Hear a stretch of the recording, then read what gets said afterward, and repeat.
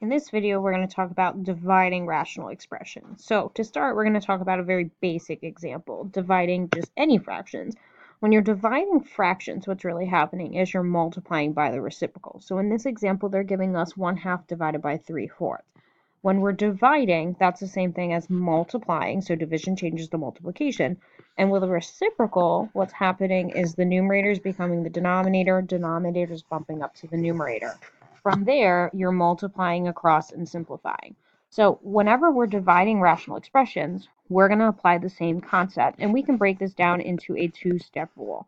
So first step is we're going to take the reciprocal of the second fraction. Now keep in mind that we're not mentioning anything about the first fraction, only the reciprocal of the second fraction. Once we take that reciprocal, division is then going to change to multiplication. So we're going to apply this two-step process to our first example here. So we have 5x to the fourth over 8x squared y squared divided by 15 8xy to the fifth. But like we said, when we're dividing rational expressions, nothing is going to happen to the first fraction. So for what I'm going to do is I'm just going to simply rewrite it. Our second fraction, we're going to end up taking the reciprocal. So instead of being that 15 over, it is going to become 8y to the fifth over 15.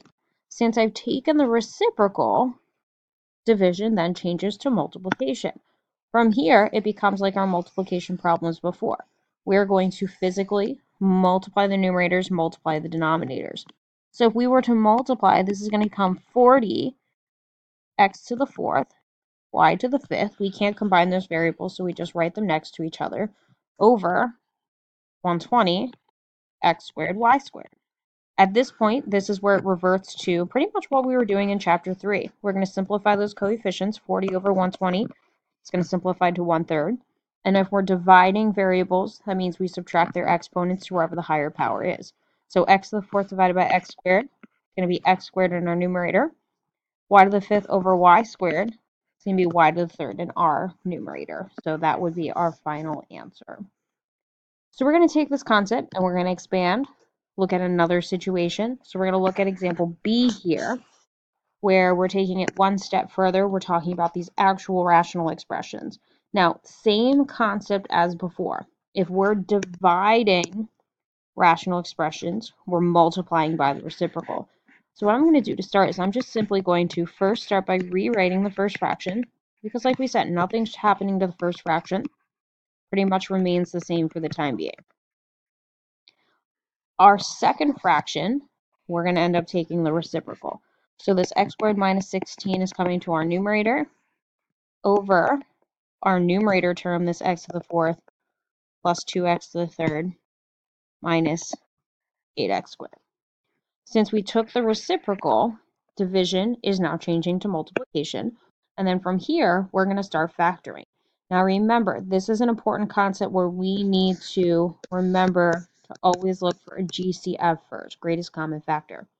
If we look at our first expression in our numerator, x to the fourth minus 9x squared, first thing that we're going to do is factor out a GCF of x squared.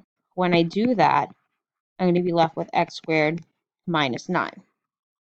Now we need to check to make sure that these are factored completely. X squared minus 9 is the difference of two squares, which will actually factor further. So we have x squared, and then this is going to become the quantity of x minus 3, x plus 3. Now what I like to do, as you can see, is once I factor something further, I like to scribble it out and only look at the new and improved version. So my numerator is now completely factored. I'm going to start looking at the denominator. No GCF here. So if you're still struggling with factoring, remember two sets of parentheses. X squared is going to factor to x and x. Sum means same as your middle term. So both of our signs are going to be negatives. And it's going to factor to a -1 and a -3. Now we've factored out the first fraction. We're now moving to the second one. This x squared minus 16 is going to factor to x minus 4, x plus 4. And now in our denominator, first thing we're going to do is factor out that GCF of x squared. That's going to leave me with x squared plus 2x minus 8. From there, we look inside the parentheses. That's going to factor further. and it's going to factor to x plus 4, x minus 2. So a whole lot of factoring going on here, but once it's all factored, this is where we treat it like one big fraction, and we're looking for those common expressions to cancel. So for every matching expression numerator denominator, they're going to simplify to 1. So this x minus 3 in our numerator is going to cancel with this x minus 3 in our denominator. This x plus 4 is going to cancel with this x plus 4. So looking at what we have here, we have one more thing that's going to factor, and those are GCFs. So make sure you're looking for those as well. Once everything is completely simplified, this is just kind of where you're writing what's left over, what's not crossed out. So in our numerator, we have this x plus 3, x minus 4.